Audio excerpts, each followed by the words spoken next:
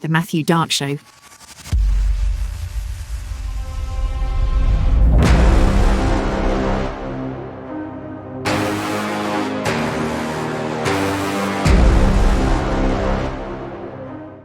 Ladies and gentlemen, praise God and welcome in. Well, in America, pets are a big deal. You could argue that many people, they form their lives around their pets, care for their pets as one of the family, and that's a wonderful, beautiful thing. The other half of that, though, is what is the input? What's the food? What's the lifestyle? What's all the things that we're giving that pet to ensure a long, sustained, healthy life? And so we have a wonderful guest to kind of go through this. We've got some great offers on here for the show. We'll get those links in. Dr. Judy Morgan. Now, this is so good. naturallyhealthypets.com. That's the website. And this is definitely where pet care needs to be moving, the natural. Remember, these were wolves eating, a kill, bone, tongue, liver, heart. They're eating all these things and getting all these rich nutrients. Dr. Judy, welcome in and thank you so much.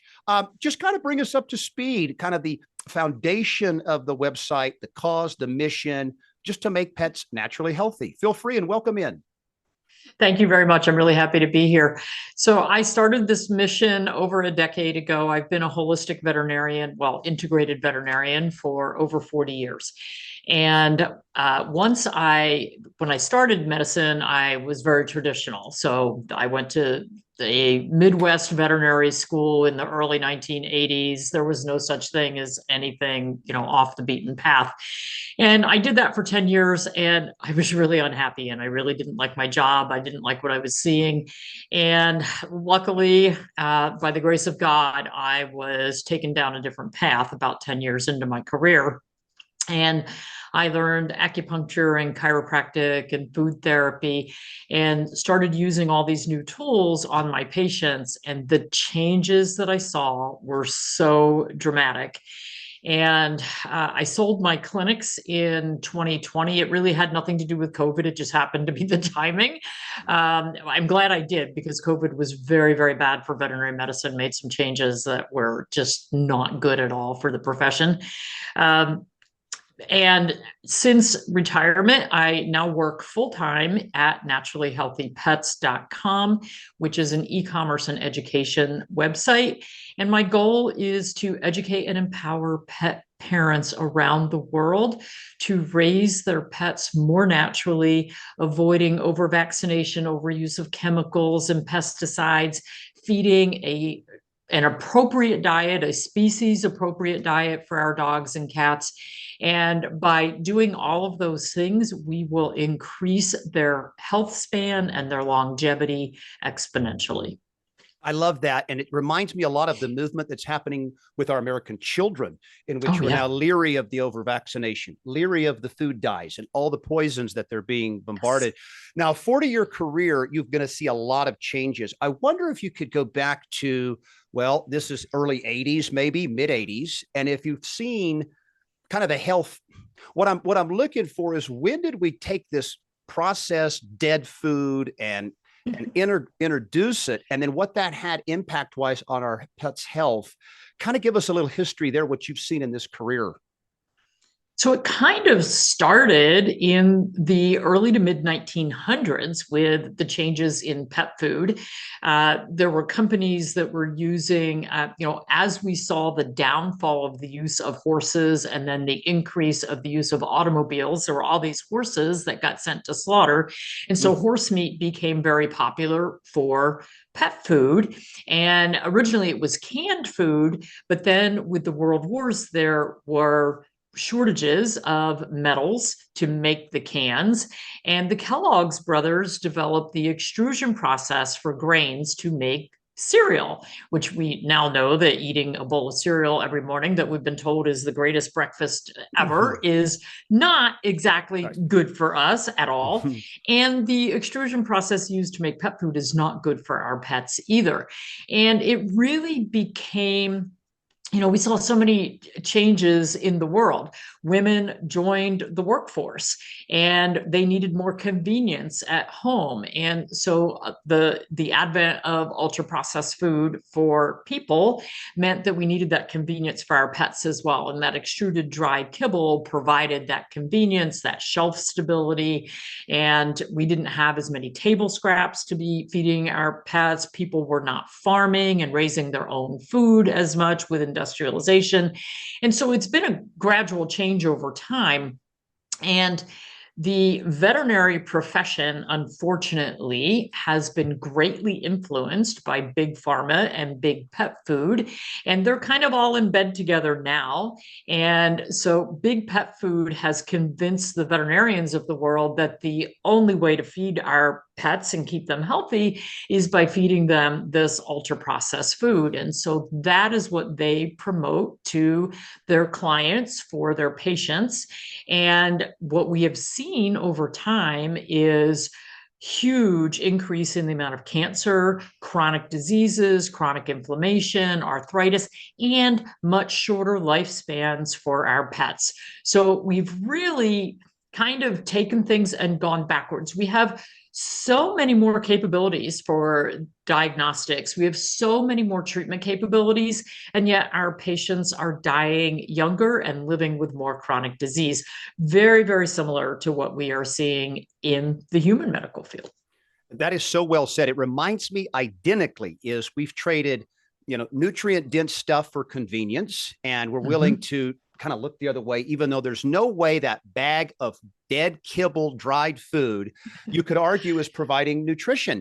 I've actually heard it like this compared, that feeding your dog this dry kibble junk, 50-pound bag at Costco for $25 is the equivalent of feeding your child like a frozen pizza 3 times a day and expecting them to get, it's just crazy when we think about it, but we love our pets so much. Here's where I see kind of the dilemma is, you've got to take care of your own health, meaning a person with a pet needs to be eating and operating. It seems odd that that person would be, going through the McDonald's drive-through, but then really preparing a nutritious, dense meal for their pet, right? So I love that it comes together, that what's bad for a dog is probably going to be bad for you, provided it's chemical, it's processed, it's dead, and it has no real sustenance. And I'll just give you a testimony on, we have a nice Bernedoodle, and she was about 105 pounds. We were ignorant. We just, here's this kibble and we'll throw a little this in there, and ballooned up to 105, had these cysts and these knots. And, what is going on here? We went to a raw food diet. So this is like heart and liver and kidney and herbs and all this stuff.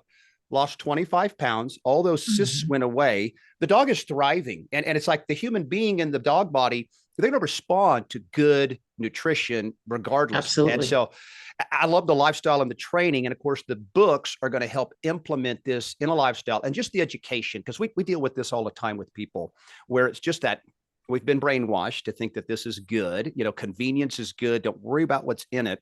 Here's the iPad, here's the Skittles, here's the grab and go, and we got peace for a few minutes, but it really is a commitment.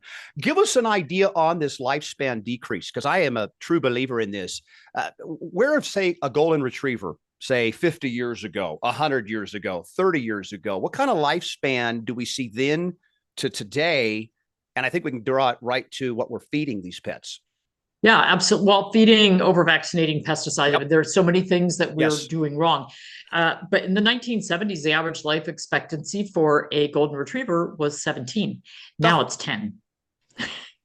Now it's we cut 10. it in half almost. Exactly. And I see it on social media all the time where people say, oh, I just lost my dog today. He had a good long life. He lived to 11. And I'm like, he had a half a life. Like, I want to cry every time I see that, because this is the new normal, and we should not accept this new normal. My husband and I have been doing dog, cat, animal rescue for about 20 years. And we bring in the worst of the worst. And we take these dogs that, might be middle-aged. They've got all kinds of chronic diseases, infected everything, eyes, ears, skin, nails, just a mess. And we're getting these dogs turned around, and the lifespan in our household for our dogs is usually 17, 18, 19. Wow. That's amazing. Yeah. And so it's clearly can be done. We have accepted less and less and be like, well, it's just the way it is. And we reject that. We reject that the average, I mean, the Bible says we can live to 120 as human beings, and we're proud if we get to 75. We reject that too. So this is wonderful. I wonder what then, so this is, I think dogs in America, is that the most abundant pet, of course, in American households? Or what is the most abundant pet? Okay. Dogs, then cats. Dogs and cats. Are you seeing the same thing across all species, meaning this sort of mentality? Okay, so this is affecting everything we do. And even our horses. You know, really? even the horses, because they are now being fed ultra processed, sweetened feeds, not what they are meant to be eating. We're feeding, even if you look at, I mean, a lot of our cows are in feedlots, but animals that are fed these grain heavy, livestock animals that are fed these grain heavy diets that are supposed to be out on pasture, we don't get the same lifespan, the same longevity, the same health span, because again, we're feeding everything wrong, because we're feeding for, we're also breeding incorrectly for our animals. We're breeding for what we consider a show standard. We're breeding cattle to be double muscled. We're breeding horses to be double muscled. A double muscled horse looks great when you have it on a halter in the show ring, but then when you go to ride it, it's kind of a train wreck. The same with these cattle. Chickens that are bred for meat, we raise our own meat chickens and our own egg chickens, but there are certain breeds of chickens that we won't raise because they are made to grow so rapidly that by the time they're 8 to 10 weeks old, they can't walk. They're so heavy because they're so overly muscled, and you can't keep them as adults because they die of heart attacks and they're very heat intolerant. So we are doing this across the board to our animals. And, you know, it's just an education process. And back to the pet food, a lot of people who want to be more holistic with their own lifestyle, they may go to the food store and they may buy all organic food for themselves. They get to the pet food aisle, which is in the middle of the store with all the ultra processed food, and they see a label that says natural or holistic. Those label terms have zero meaning. We could put that on a bag of shoe leather and it would have that nutrient level and could still be labeled as natural and holistic. So it's all about education so that we can be empowered to make good choices. I love that because they use tricky words and they're deceptive in their advertising. The word natural, like you said, means absolutely nothing. It can have a fraction of a natural element in it, and they can put that out there, and it's shameful. Dr. Judy Morgan is our guest. Naturallyhealthypets.com website. We've got promo links on the books, half off any of the books, because it is an education process. And I think what the beauty is it's just this shedding of pride, like you know everything, and realize, oh my gosh, I didn't realize that, but I can make a change and I can make an impact on my pet's life. And we're so grateful. We talked about food and the impact it's having. I want to talk about the vaccines as well, because of course, in 1986, we got the disgraceful Immunity Act for humans on vaccines. And we went from 6 to 72, and we're seeing those impacts. Tell us about the animal trend. You know, we just got kicked out of our vet, or it was a vet, and you know they could do other services there as well. But they said if you didn't have X, Y, and Z vaccines, you cannot come back to this place. Kind of go into the evolution of now the over vaccination of our pets and this cultural that you have to vaccinate your children and your pet or you're a bad person. Tell us a little bit more about that. So when I graduated from school, the vaccine companies, we didn't have near as many vaccines then. We had distemper, hepatitis, rabies. Parvovirus vaccine actually was developed right about the time I graduated from vet school. And then we developed kennel cough. We now have influenza. We have leptospirosis. So the number of vaccines just keeps getting higher and higher and higher. When I graduated, we were told all vaccines, except for rabies, which is every 3 years, all vaccines should be given every year. And thanks to some really good veterinary immunologists who said, hey, wait a minute, we think these last longer. And they started testing them and they found out that, hey, those core vaccines actually last 5 to 7 years, and for some animals last a lifetime. So why are we giving them every single year? Well, we send out that little card to you every single year saying that Fluffy is due for shots. We should be sending out a card that says, hey, Fluffy's due for a complete physical examination, maybe some lab work. Let's check on Fluffy's health. Instead, veterinarians said, well, we don't think people will come in because they look at their animals and they go, looks healthy to me, and I don't see anything wrong. And so they won't come in if we don't tell them that Fluffy is due for shots. Unfortunately, the boarding, grooming, daycare facilities haven't really caught up. They haven't been well educated. And so many of those facilities require annual vaccinations in order for your pet to go be, Doodles, almost all of them need to go to a groomer, but many of them cannot go to the groomer if you don't want to give a laundry list of vaccinations every year. I now groom my own dogs. I have spaniels. I got all my own grooming equipment because I am not going to go to a facility that tells me I have to inject my dog with 10 different things in order to walk in their door.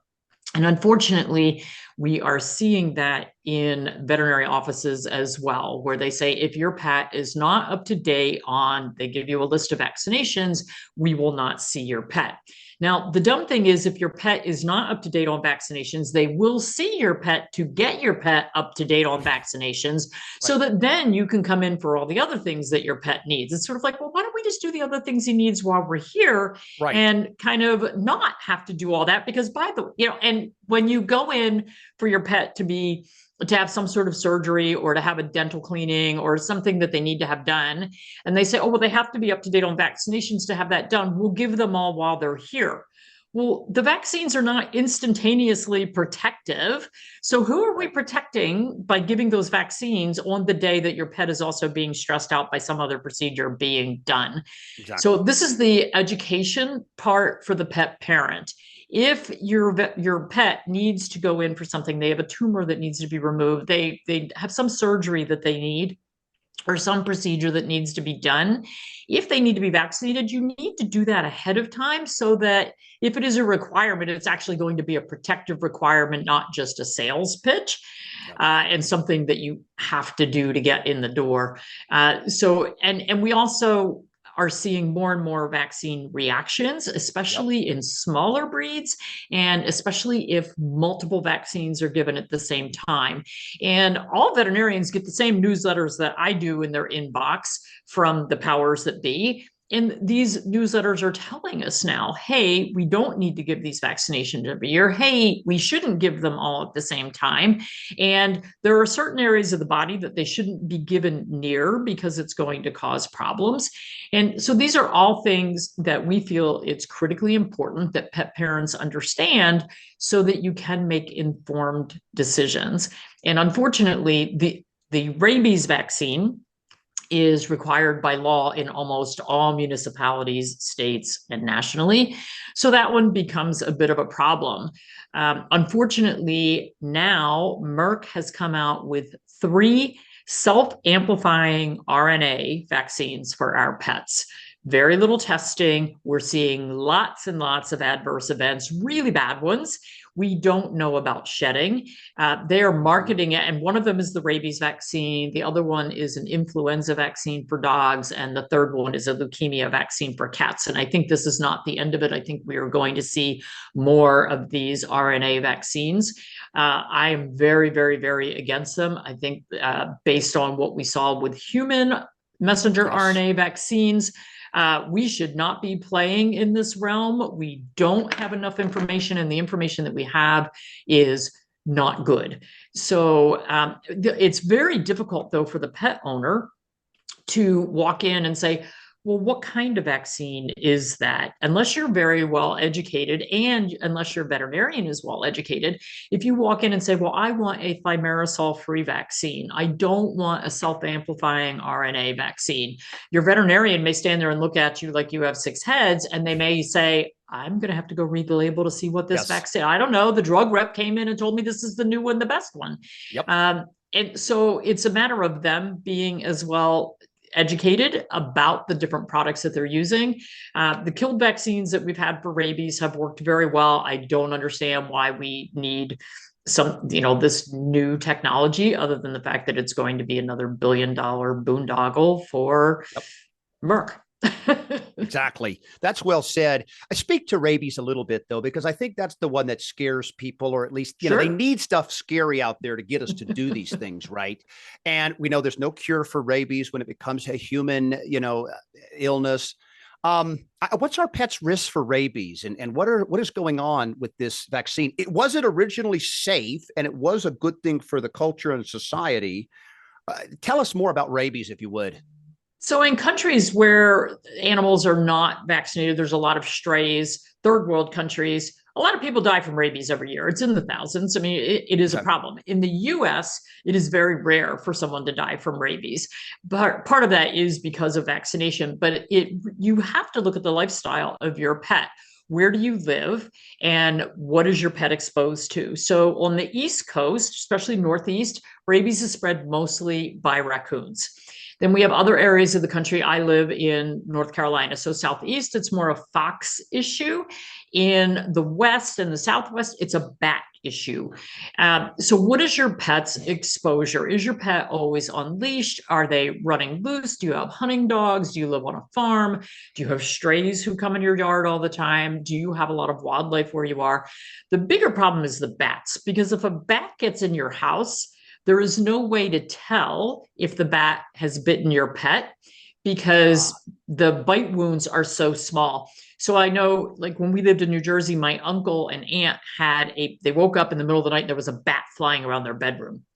They didn't have any animals, but they had to get rabies shots because there was no way to know if they could have been bitten by the bat. I, one time in New Jersey, found a dead bat laying on my living room floor. It probably came down my chimney. I have no idea, but did my cats play with it? Did they kill it? Did they get bitten? I don't know. So we do have these sort of outlier situations. The biggest problem with rabies is that it takes at least 6 months from the time your pet is bitten to the time when it might show symptoms. So if your pet or you are bitten by an animal with an unknown history, I got bitten by a rabid kitten once in practice, so that was no fun. I had to go through the series of rabies vaccines. Okay, fine. Yeah, I mean, we knew the kitten we didn't know at the time we were bitten, but we sent it for testing and found out, yep, this is a rabid kitten. Okay, my technician and I were getting a series of shots. So rabies is a bit of an outlier. The other one that is also transmissible to humans is leptospirosis. I have never seen it transmitted to humans. And in my 40 years of practice, I diagnosed 4 animals with leptospirosis. So it's not near as common as they would like us to think. It is common in little pockets. So it's spread by the urine of rats, raccoons, foxes, dairy cattle. So we did see a couple of outbreaks after COVID. Remember, New York City shut down and they had an overpopulation of rats and they had to hire a rat czar. Well, suddenly we also now have more leptospirosis because we've got rat pee everywhere. And so what I told people in New York City that had dogs is put booties on their feet when you go out to walk them and don't let them lick anything. Otherwise, you're probably going to have to vaccinate because it is a problem. But it was an isolated issue. So you really have to look at your individual pet, their individual exposure, and what is the possibility that your pet's going to be exposed. I saw a webinar a couple of weeks ago that made my head explode, where a veterinarian representing a drug company put a map up of Lyme disease in the country and where it's found. And so it's, the north central, northeast, it's a huge issue. And then some on the West Coast. And then we've got this center area of the country where literally Lyme disease doesn't exist, like Arizona, Colorado, not big tick issues. And yet this veterinarian said that every dog in every state, in every town should be vaccinated for Lyme disease. And I thought, if that's not just an advertisement for a vaccine, I don't know what is, because you've got a map right next to you that shows it doesn't even exist there. What are you talking about? So that's the propaganda, unfortunately.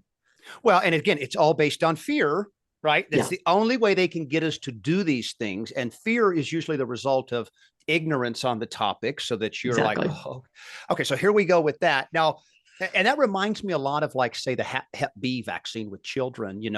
Just because this one child's mother is a drug user and a prostitute, that does not mean this nice Quaker family over here should be enjoying the same. They don't have the same exposure, the same risk. And so that's well said. People have to step back and analyze that. So we've got vaccines, we've got the foods. I wonder if you could speak to a little bit, because, I in high school and college, I learned all the dog breeds, all the AKC. I knew 150, that's this. And we've made so many dogs, and we've got so many kind of specialty breeds now, and these perfect things. How's the health of those animals in which we're kind of doing these custom dogs, and we're doing a miniature of this, and we're a combination? Are you seeing anything for that? I mean, it feels like they could make anything they want out of two dogs, right? They can. We had a pet store near one of our practices where they were breeding Shar-Peis, the wrinkly dogs, which are not the friendliest dogs in the world. They were breeding them with beagles, bassets. I mean, these are two dogs that should never get together, and pugs. And so they were calling them mini hippos, mini rhinos. Like, they made up these stupid designer whatevers, and charged a fortune for these mini hippos and mini rhinos. And I just thought, oh my gosh, you people are crazy. The guy who developed Doodles in Australia, after he did that, about a decade later, he said it was the worst thing he ever did. The Doodles have a lot of problems. They have a lot of behavior issues. They have a lot of bowel issues, allergy issues. And I think the goal was, if we have a hybrid, we combine two things, we'll get the best of both worlds. But I learned this in showing and breeding horses many years ago. When you look at the mare and the stallion, look at the absolute worst traits of each one and say, can I live with that? Because a lot of times what we get is the worst. So my breed is Cavalier King Charles Spaniels and English Toy Spaniels. Well, Cavaliers became very popular, and so now we have Cavachons, Cavapoos, Cockaliers, which is a Cocker Cavalier. And so I had a Cavachon that I adopted, best dog ever, died of cancer, unfortunately. But I have a purebred Cavalier from one of the top breeders in the country. He was the runt of the litter, and he was born with hydrocephalus, so water on the brain. So he's a tiny little guy. He needed a special home. Obviously, she couldn't sell him. And so this is a top breeder taking the best of the best of the male, the best of the best of the female. And every once in a while, God throws a monkey wrench in there and says, well, here's your genetic fund for the day. And we get these things. So, with the best purebred, or with, the mix, the Heinz 57, you can get the best of the best, or you can get the worst of the worst. It is all a crapshoot. In the veterinary world, it's kind of a joke, because people come in and go, I have a purebred Berna Sheepa Shitza Multipoo Doodle. And it's like, okay, all right, I'll just put Heinz 57 in the chart. And people don't like that, because they're very proud of their mix. And like I said, my little Cavachon was the best dog ever. If I ever bred a Cavalier and a Bichon together, my followers would abandon ship like nobody's business. My favorite breed is rescue. Yeah. Well, that's perfect. I wanted to just go right there because you mentioned pet stores, and we have one near us, and it used to be fun. You take the kids in and you play with them, and you see hundreds of. I bet you this pet store would at least have 100 dogs ready for sale anytime. And that's just one little place in Centennial, Colorado, and times that by thousands across the country. Speak to that a little bit, that pet breeding business, where because I'm always like, there's no way you're selling every single dog in the amount of time that you need. These want to be puppies. So these are obviously ending up elsewhere, shelters, adoption, or worse. Speak to that pet trade, that kind of breeding to the masses. The pet breeding for pet stores is puppy mills, Yes. and a lot of our dogs have come from puppy mills. So a puppy mill, they're raised more like chickens in a chicken house. So you put a couple of dogs in a little tiny 2x2 wire cage. Most of the cages are suspended, so the poop falls down out of the cages. So these dogs spend their entire life on living with their feet on wire. They are fed the worst of the worst, convenience kibble food, and they don't get veterinary care. One of the things that my husband and I did that was probably one of the craziest things ever with rescue. There was a breeder in the South who was breeding Cavalier King Charles Spaniels, and she used to be an AKC breeder of merit. And somebody found out that she had 160 dogs in a single wide trailer that she was keeping for breeding. So you can imagine the living conditions for these dogs. And so the rescue people said, we will happily take all those dogs. We will find them good homes. We'll get them medical care, whatever they need. And the breeder said, no, you will not. And so she sent them to an auction. There is a dog auction in Missouri. And every couple of weeks, they auction off these puppy mill dogs. And so the Cavalier rescue world went crazy stupid, and they raised hundreds of thousands of dollars to go buy these dogs at the auction. Amen. The highest they paid for one dog was almost $15,000 per dog, because they wanted to get them away from the Amish and the puppy mill breeding. And this is nothing against the Amish. I love the Amish. They do a lot of great things, but the puppy mill breeding business is not one of them. And so these dogs are raised more like livestock. So let me stop you there. You're saying the Amish are involved in puppy mill breeding? Yes. For revenue for the community. That's a business. Wow. Okay. I did not know that. It's a huge business. Yeah. Yeah. I mean, there are family farms where their dogs are raised in the family, raised outside, raised with kids. But behind the scenes, there are some really bad puppy mills, and they're not all Amish. Wow. I have seen, I had a client once who wanted to get a new service dog. And so she bought a dog. It was a doodle dog from a supposedly very high quality breeder in like Georgia or Alabama. And she said, well, I never met the parents of the dog. And when she got the dog, it had horrible hip dysplasia, really bad. And so she couldn't use it as a service dog. And she had paid thousands and thousands of dollars. And so the first thing I did is I went on Google Earth and looked at the breeder's address. Clearly a puppy mill, multiple large buildings where, dogs are just being churned out.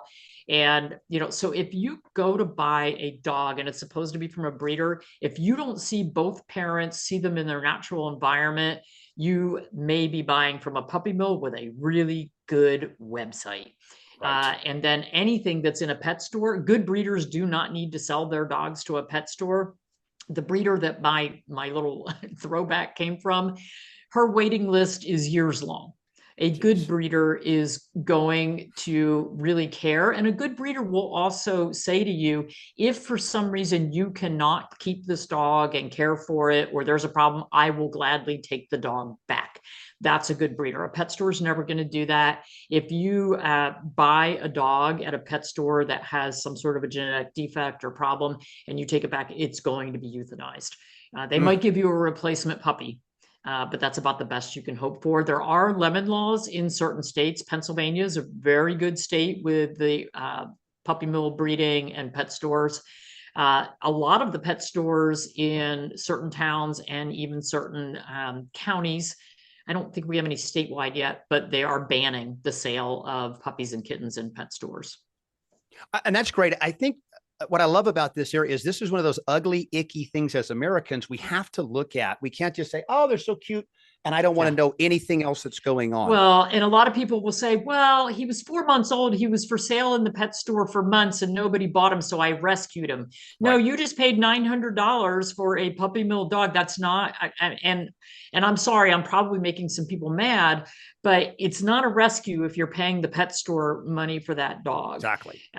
There are a lot of rescue organizations, a lot of shelters, tons of dogs and cats, and there actually are kitten mills as well, particularly for the specialty breeds, the Himalayans, the ragdolls, the Maine Coons. So we Speak see about the a Maine Coon mills for real that quick, too. if you would. I mean, I've always looked at the Maine Coon and been like, wow, we got to get one of those. Can you tell us a little bit about that cat? It's a massive animal. They're huge. What have you seen experience-wise? Just kind of give us an off the They beat are pet. really cool. They're kind of like a dog. They're really cool, very friendly, personable, but many of them will die of heart disease early, very early. It's sort of like the people with Marfan syndrome. Yeah. They're overly tall with the long limbs. These cats are too big and their hearts can't keep up. And so we do have genetic heart disease in the breed, unfortunately. So if somebody is interested in that breed, man, you want to question that breeder. You want to know the longevity of her cats. You want to see genetic testing for the heart disease. You want to know that you're not buying into something. I mean, that's something in my breed, the Cavaliers. Heart disease runs rampant in that breed. We've lost quite a few to heart disease, and it's just something, if you like the breed, you need to know that. And this is something I'd recommend. If you see a breed of dog and you're like, oh man, that dog's so cool, I'd love to have one of those. Irish Wolfhound, man, what a beautiful dog, I'd love to have one. One, does it fit in with your lifestyle? Like, do you live in an apartment and you love border collies? That's not a good mix. They need a lot of exercise. They need a job. So you want to get a pet that matches your lifestyle. And then you want to do a little research, like what are the potential medical problems? I had a couple of clients that said, man, I would love to have a Cavalier. I could never afford the medical issues that I see with these dogs. So make sure that you go in with your eyes wide open, because you don't want to be that owner who gets 5 years in and says, oh man, I can't afford the medical bills. Now I got to go drop them off at the shelter. And that's a very hard position to be put in. Yeah. I want to speak about the shelters real quick, because it does make me sick to think and know that dogs are being euthanized daily. Cats are being euthanized daily all over the country because they were either the owner was unfit. We have abundance in the puppy mills and production. Can you give us any statistics? I'm thinking I want to go get, because everybody says I want to go get that new puppy of my choice, as opposed to the rescue that's maybe down on its luck, on its last leg. Tell us kind of how the abundance of just the suffering in the shelters and what happens to these animals. Well, unfortunately, there are millions that get euthanized every year. But again, it's an education problem. So I used to do a lot of school talks, a lot of career days. And I had one young 8th grade boy come up to me at the end of one of my talks, and he said, our dog has had 80 puppies. And, because it was having a litter, they had an unneutered male and an unneutered female, and nobody kept anybody apart. And, spay neuter is not the answer to this problem either, by the way. Right. So I said, well, what do you do with those? Well, sometimes we give them away and sometimes we take them to the shelter. And I'm like, and therein lies the problem. How about I give you a free spay neuter certificate? Let's solve this problem, because clearly you're not responsible. So, it's a responsibility issue with people. This problem doesn't come from the good breeders who are breeding healthy pets. And for somebody who says, I really want X breed, maybe, or I really want a dog. Like I have a friend who does agility work with her cat. She has the top agility Cavaliers in the country. And so she has a specific purpose for those dogs. So she is looking for specific breeding. So if you have a farm and you need a working farm dog, then maybe you need to go to a breeder or a trainer that has that specific thing. But if you just want somebody to love, then shelter, adoption. And like for me, my two breeds of choice, the Spaniels, they've all come from adoption situations. Yeah. I frankly can't afford to go buy a purebred puppy. Right. They go for thousands of dollars. Yes. Part of the problem with shelters is that we get an awful lot of large mixed breeds, a lot of dogs that appear to be pit bull crosses, whether they are or aren't, a lot of dogs that appear to be shepherd crosses. And so a lot of people who are looking for a family pet are a little bit leery. It's like, well, I don't know the background of this dog that's at the shelter. Yeah, you say it's been nice since it's been here, but I don't know. So, people can be a little bit leery about the pet, and they should be. If you have small children, if you have cats or other dogs in your house, you want to make sure that you are making a good match, because we sure don't want to see these animals bounce in and bounce out and bounce in and bounce out. My daughter has one that it showed up as a stray at our farm. And she said, okay, well, after he'd been there for a while, she said, okay, I'll go ahead and adopt him. And then the next day, somebody picked him up and turned him into the shelter. Jeez. It's like, okay, great. Well, now we've got to go adopt him from the shelter. And then not by any fault of hers, he ended up at the shelter 2 more times. And she, kept bailing this dumb dog out. So he's not allowed off leash. Yeah.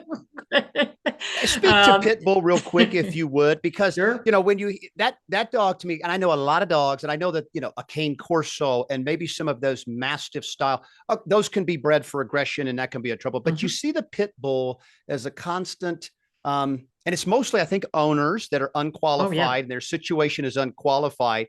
So is that breed inherently just too aggressive for families, or is it in fact the environment that these people, you should have never bought that dog in the first place? This is what happens.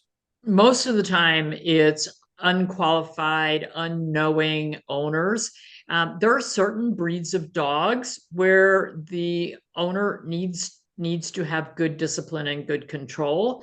And frankly, that goes with any breed, because let me tell you, there are a lot of teacup poodles who are ankle biters who are not nice to anybody. Right. And so, and nothing against teacup poodles. We see it with Yorkies, we see it with Maltese. Sure. I have my smallest Cavalier is an ankle biter if I'm not careful. And so it really is education for the owner. Every once, of course, it always gets sensationalized, especially if it's a pit bull. You'll see the big headline: pit bull attacks woman, dogs eat her arms, whatever. Yeah.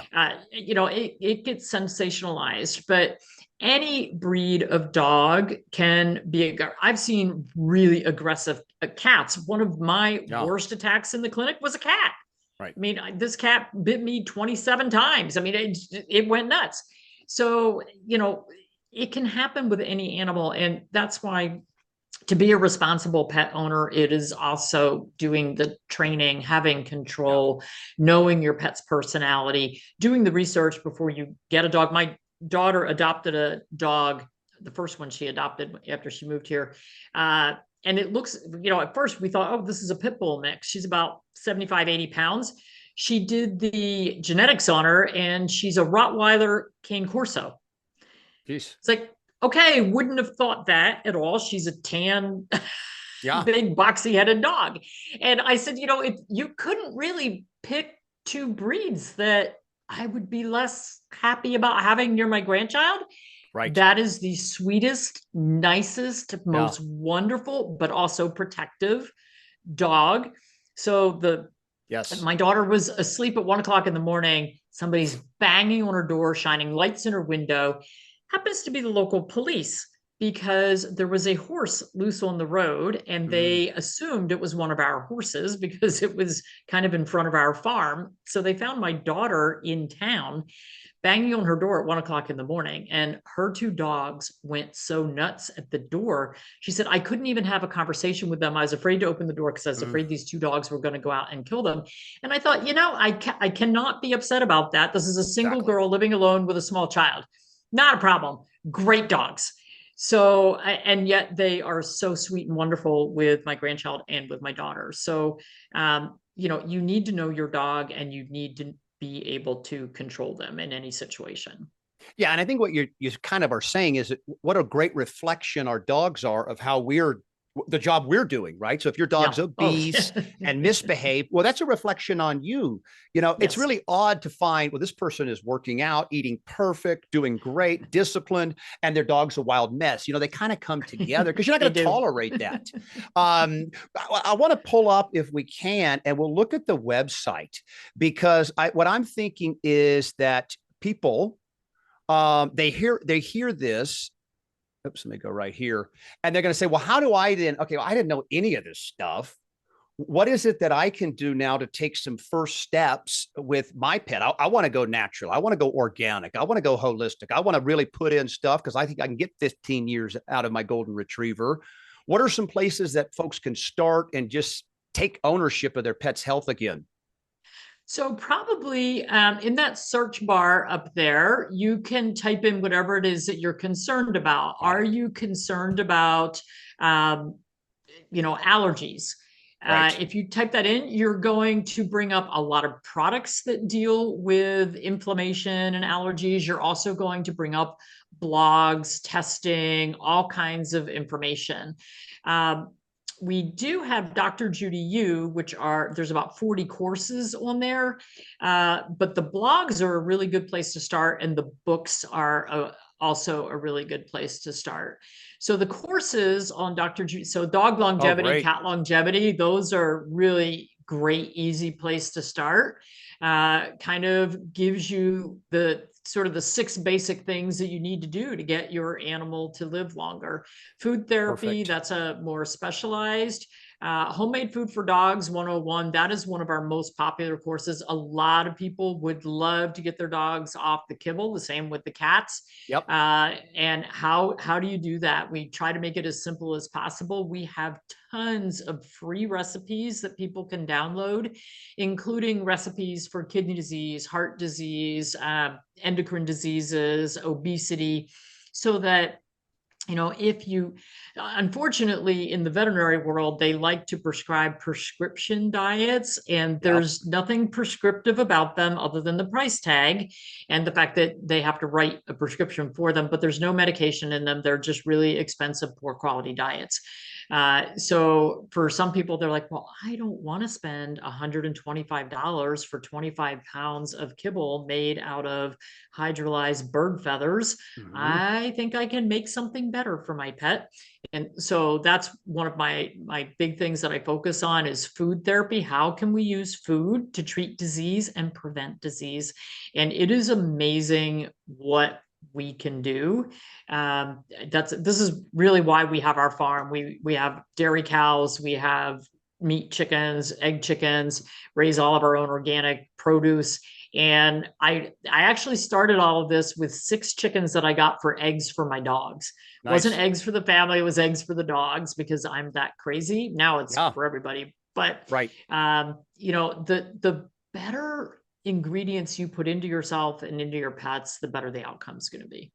I mean, it's just such a simple thing. And so what we have to do is kind of take that convenience element to because again, we talk about how much we love our animals and we're willing to spend a fortune on them, but we're misusing those funds for their, longevity, right? I mean, because think about it, Right. all the stuff that we go and do, we could now then go like this is what we have is a lady makes this frozen blend and it's Mhm. raw. It's got all the organ meats. It's got all the herbal stuff. Yes, it's a little bit more expensive, but we're not going to the vet. We're not dealing with bills because we have now cancer and now we're doing Right. surgeries. So it's like, you want to spend a little bit more each day or then just wait for that big vet bill, Well, $10,000 to save your I dog's was going to life. say, and those vet bills are getting horrendous. So my Ugh, daughter's dog, I forget what she got into. She ate something, and she had vomiting and diarrhea.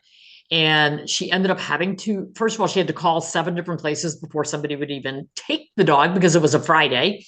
Mhm. And the dog was in the hospital for less than 48 hours, did not need any surgery. She was worried about an obstruction, didn't need any surgery. All I had was a bunch of x-rays and fluids, and the bill was over $7,000 Jeez. for Yep. less than 48 hours.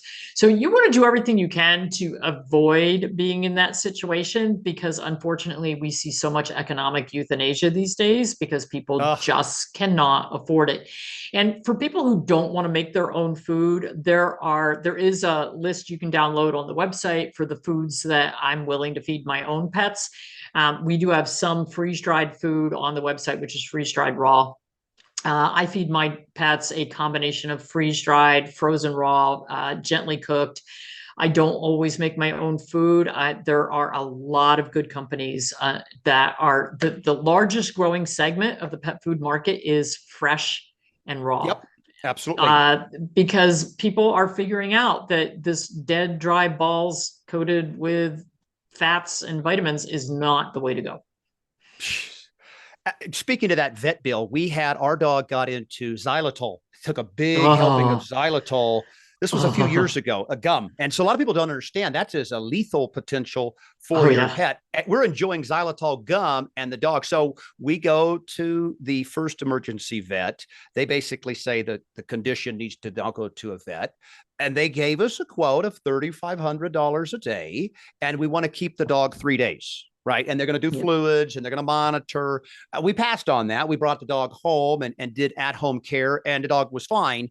But it's just an unbelievable cost that you're really not considering. And although that Yeah. was an inadvertent exposure, we are giving that exposure by the stuff that we choose to feed them. And even like the Exactly. bones and the treats and stuff like that are like plastic and Yeah. junky.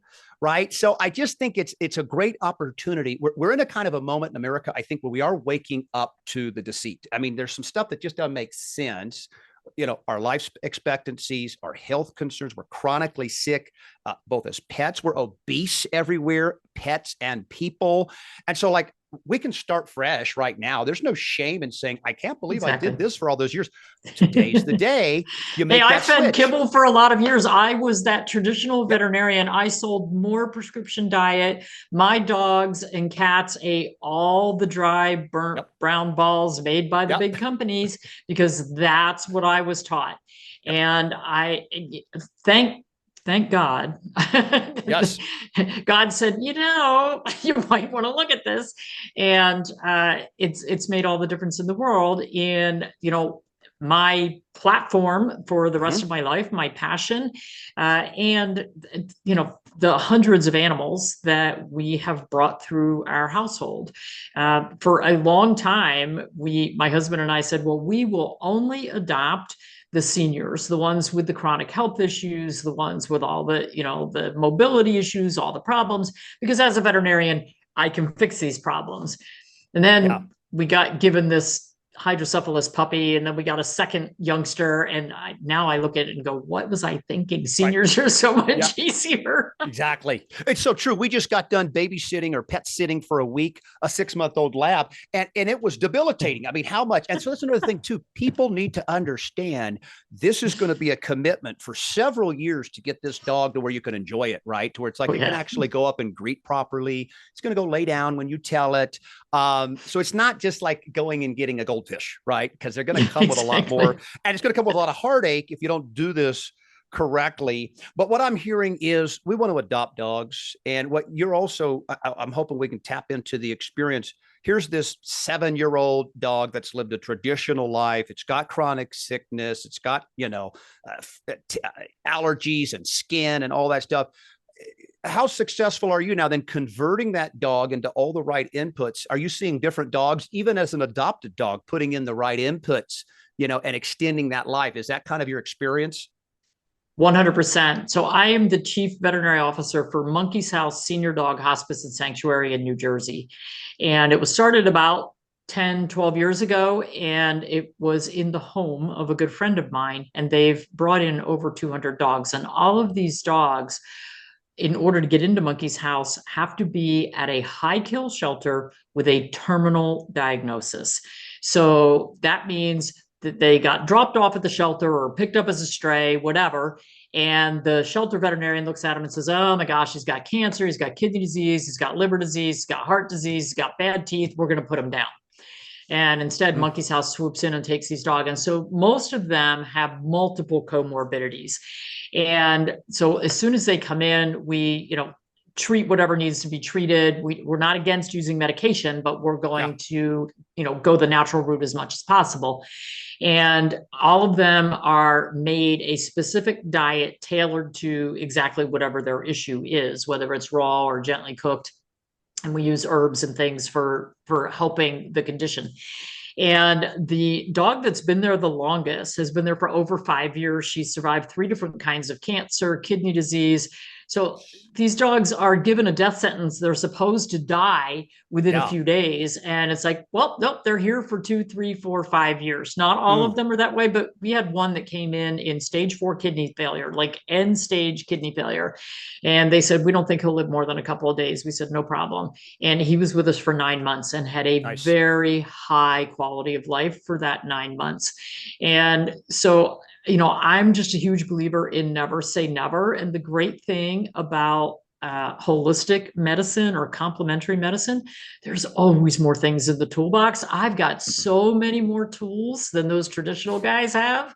It's like, just let me at them.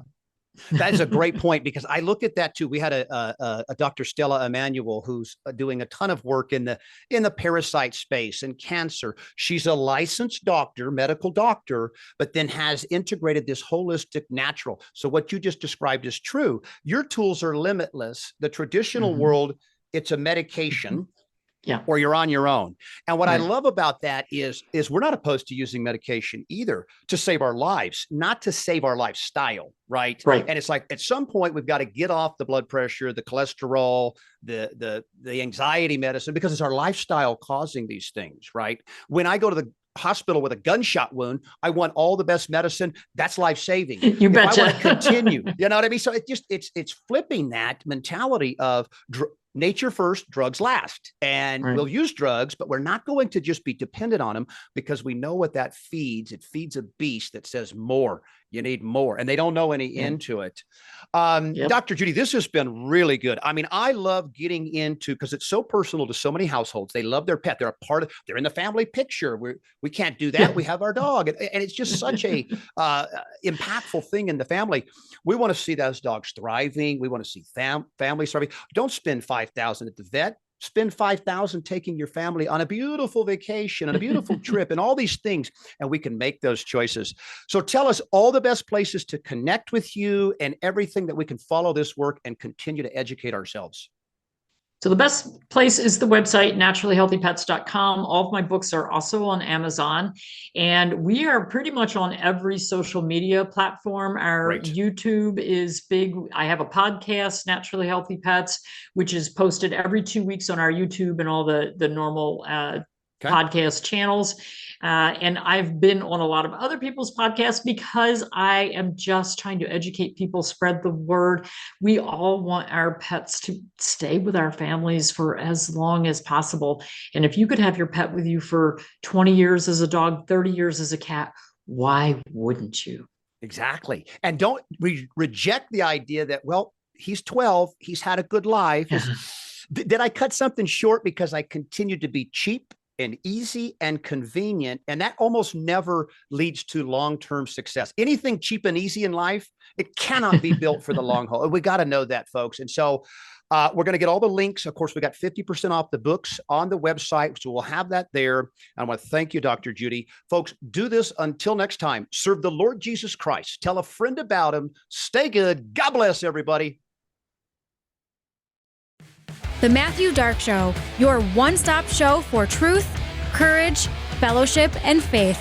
Available everywhere you get your podcasts.